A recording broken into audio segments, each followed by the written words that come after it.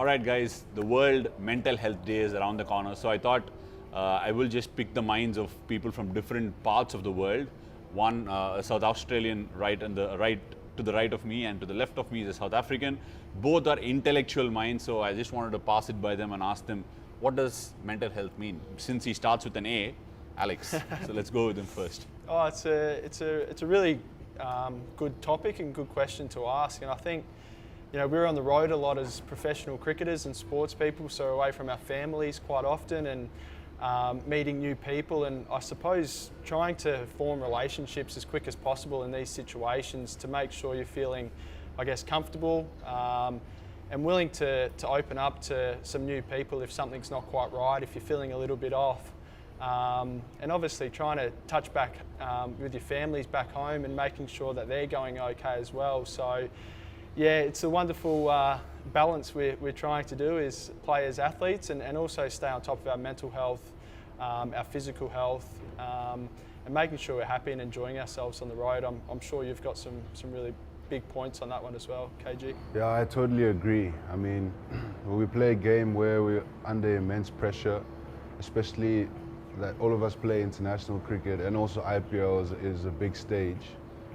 And you know, you never know what could be bothering someone, whether it's a loss in someone's family or it could be anything. And that could, you could have to bear that weight and also put a lot of energy into, you know, doing your best to perform on this platform, and also with that added pressure. So sometimes it's probably a good thing, you know, to reach out to those who are close to you, so you can, you know, manage that a lot better instead of keeping it inside, because at a certain stage it might just blow up, you know. So yeah, with COVID happening, and I don't know what might have happened in certain people's lives, it's probably best to just speak out. Right, so it's kind of interesting, right? You both come from different parts of the world. We in India haven't really acknowledged the fact that there is something called mental health for a very long time.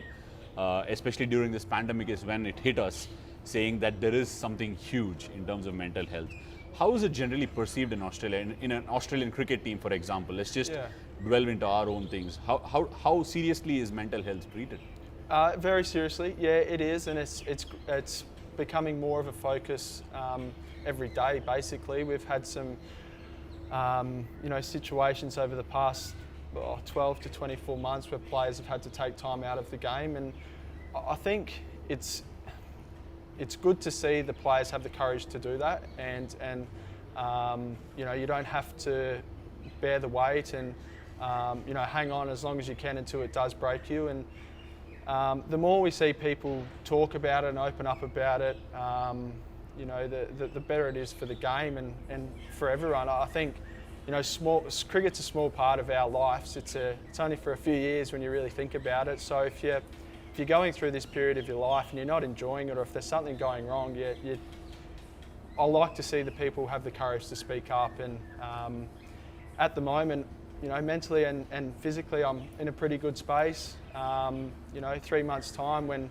we're in hub life for however long, it could get to a point where, you know, I might have to take some time away or speak to the professionals, and it's just having the courage to do that. And I think Cricket Australia have supported the players in a really strong way, that if something's not okay, then take some time away, we'll put your arm around you, and you know, we'll get you back into cricket when the time's right. So it's been, you know, really, I guess, healthy to see the support from the men and women cricketers in Australia, that if something's not okay, we'll look after you. Cricket will always be there when the time comes to come back in. So it's yeah, it's every day there's you know, there's more applications you have to fill out to check in, and sports psychologists, and yeah, it's becoming, I think over the last 12 months I've seen a really big shift and a really strong shift in that space. Right. What does sports psychology mean to you, KG? Back at home, how is it perceived in South Africa? Is it treated seriously, or how does it work? It's interesting what Alex says because I mean in South Africa I haven't heard much of sports psychology going on. But when we were like under 19, playing in the under 19 team, I do remember us having someone there who would give us different techniques, but that was all on performance, you know. But nothing nothing really on tackling your life's challenges. But in South Africa, you sort of you grow up and you're told to be hard and to be strong. You know, that's sort of how you grow up. But then I guess, you know, people are different and they do have, you know, different needs when it comes to their mentality. Some people, yeah, people just see things differently. But I think it's definitely a way to go to actually encourage people to speak out a lot more. Like I said, I think it's a part of cricket that needs to be looked after. Also, I think when you're in a good mental space, you just feel like you can take over the world. So mentally being mentally strong is really important, especially from the pressures of the game. You know, as cricketers, we constantly get abuse. I mean, it's there. We constantly, we're under a lot of pressure to perform, not only from the public, but from the union, from your coach, and also on yourself. You put that pressure on yourself. So those are the things that, you know, are there that you can just manage. But as Alex said, I mean, it's great what they're doing in Australia. There's help that people can look into getting, and yeah, I think it's something that I might look into. Fingers crossed. I'm looking forward to the Indian teams also getting a sports psychologist soon enough, because I think it's a very important sounding board for me to be able to trust someone and go up to them and talk about what I feel, how I'm feeling on a particular day, how I feel let down. If I feel low, I should be able to share it with someone. Sometimes human emotions aren't taken as seriously as it must be taken. So like you said, KG, there is a lot of pressure, right? We are in the era of social media now. Yeah. So that's something which we need to definitely speak about, because you constantly find people, you know, criticizing you, you know, judging you, dissecting you on the social media platforms these days. You're having the purple cap. For example, you don't have it tomorrow. People are going to talk about it. One day they love you, one day they hate you. Yeah.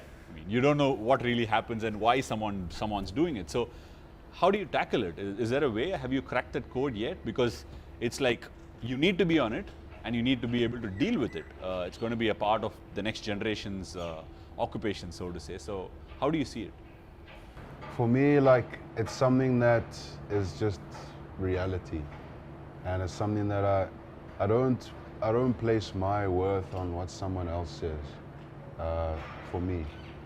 But you know, those sort of emotions can weigh heavy in sort of like a negative way, where you might feel irritated by it, although maybe you don't. It's probably playing a bigger role than you actually think. Whereas when you do get that mental help, then it almost like it's much lighter, because you probably have certain techniques that you can use to actually make that load much lighter. Whereas now it's probably just a bit irritating, and then you just leave it and it sort of goes away with time. Whereas I guess if you have a technique that you can use, it can go away in that instant, you know. But for me, I don't place my worth on that. I think it's very fickle, but yeah, it's a tricky one. It's a big learning for me. I'll definitely go away richer in this conversation, saying I shouldn't place my worth on somebody else's opinion. It's bang on, because somebody else is making a living out of giving their opinions. So I think we should take it that way. Alex, what about you? How do you deal with it? Yeah, I think it's spot on. I think it's just understanding everyone's different in what they can actually cope with and what they can't. And you know, I might read something and it doesn't affect me, whereas someone else might read it and it's like, oh my God, what's being said? Like, so I think, you know, we're a little bit older and I guess experienced, but for a new kid coming in, seeing someone abuse him online, someone that's never played a game of cricket in their life, who works as whatever, to come in and say, you know, you're no good. Yeah. I think, again, we all deal with it differently, but just realising that the people that are important, that give you the advice or the trust, are the ones that you're going to speak to on a day-to-day basis, and they're the ones that have the most impact in your career. So if the coach is abusing you or saying something about you, then it's probably pretty important. But you won't see that. You'll see people that you've never met in your life, you'll never meet in your life, and their one or two comments online have a really big impact on some people. So again, it's not hiding away from the fact that it's out there, but it's making sure that players coming through are okay to deal with it, and we all go back to our room after a good or a day's play, and we can find whatever we want. We can find someone saying how good you are, or we can find someone saying how bad you are. So it's good that we're talking about it, but we also need to make sure that the youngest player on the team's still fine. He might go to his room, he might read something, and it affects him a lot more than someone else. So, and that's the beauty of our relationships in teams, and having friends in your group that you can actually open up about. It's probably the ones that don't quite have the close connections to discuss really key parts in the social media or their sport. So that's where I guess the sports psychologist, if you trust them, trust is probably the big word too. I'm lucky here in Delhi to have Marcus Stoinis, fellow Aussie that I've got a close relationship with. But if I didn't have someone close to talk to about it, might be a little bit different. So it's a beautiful, and mental health and all this, it's a great topic to talk about, and it's raising awareness and being able to talk about it. I think hearing your stories is you learn off guys that have been through it all. So it's social media is always going to be out there. Personally, I don't have Twitter. I got rid of Twitter. I found that of no value. Toxic. Again, if I wanted to read something good or How can bad, you get away from it though? Yeah, I've got Instagram. It's always there. Instagram, I'm still online with. You can find tweets on Instagram too. People pick it up. Yeah. So there's no hiding it, but it's being okay to manage it or understand that. Look, that the guys that are abusing you probably don't have a big impact in your career anyway. Keep smiling and again, talk to someone if you do. If it is impacting you, talk to someone. Yeah. Right, amidst this pandemic, right? I mean, we've all gone through, people are sitting at homes, a lot of people have lost jobs as well. So they are going to be dealing with a whole lot more problems than, I would say we are a little more blessed than they are. So how would you look at life from their perspective? Is there something, because you do a lot of community work back in South Africa, so how do you see it panning out? What would be your 5 cents for people like that who are struggling to get through these times?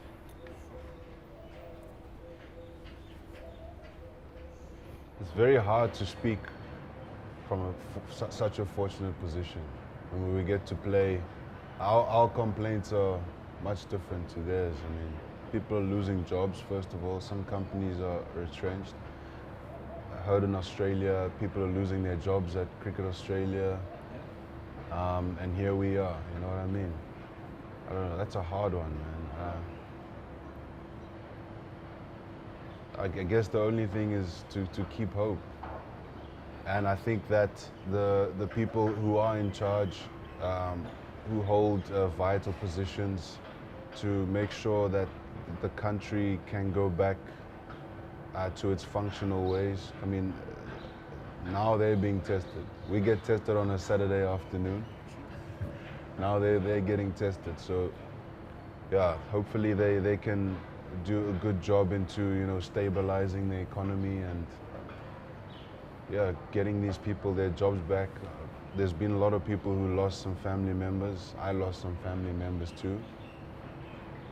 That's just something that just happens, and it's something that you have to deal with people who are close to you, like your family. But man, these are really crazy times. I really don't know what to say, but except for people just to have hope and I guess some sort of plan. I'll just phrase it a little better for you to take it, Alex. Just hang in there. We hang in there a lot of times, right? Go through a tough spell when KG bowls, it's like basically you can get hit anytime, and I just hang in there to get over it. So how do you hang in there? What's your best mantra for hanging in there? Yeah, I think hopefully they can see some light at the end of the tunnel, and we're lucky enough to be doing what we're doing. We are away from our families, but being in Australia again, we're quite fortunate with how everything was sort of dealt with. But you know, everyone again will deal with this situation differently. It made me realise who's really important in my life, my family, and having 3 to 4 months off, and you know, you sort of see the people, or you're only allowed to see the people that are really important in your life. So that was a great opportunity to spend some time with my family and appreciate exactly what I do have. But yeah, there's people doing it, obviously really difficult. Would have lots of Delhi fans that would love to be at the games. Unfortunately, you know, we would love for them to be there as well, but hang in there. Hopefully there's some light at the end of the tunnel soon, and if we all keep doing the right thing, then you know, we'll have fans back at the cricket. Hopefully cricket goes ahead and people can get back to working and doing what they love doing. But yeah, it's a difficult one to give advice or words of wisdom on. I like what you we're very said though, fortunate, the family. Stick close with your Family is the family. only answer. I mean, just stick close to them. But just that, my thought process around the whole thing is human beings are a bundle of emotions. Sometimes we don't take care of the emotions that very well. When somebody is emoting and talking their mind out, we just don't receive it and say, yeah, that's how he feels about it, and I should just be a lending here. Sometimes we just don't do it, and I would say, like you said, just hang in there, help one another out, like how KG does. He does a lot of work back home. I'm sure a lot of us are privileged enough to go out there and do some community work and maybe handle every emotion with care. Yeah, maybe a technique might be, rather than thinking about what's going on with me, maybe it's all right. I'm gonna reach out to some other people and be that helping ear and take some stress out from listening to someone, rather than having the everything in the background that's going wrong for you is actually taking an ear to you, and maybe that's some sort of way of supporting someone else, and it might make you feel little bit better as well. Yeah, so I think that's pretty much what we've got, guys. I know everybody is going through tough times, and we're all keeping our fingers crossed. Yes, we are all in a much better space. We are playing the game, and hopefully you're enjoying it. But there will be a time, and there is always light at the end of the tunnel, and that's exactly how I'd like to finish this.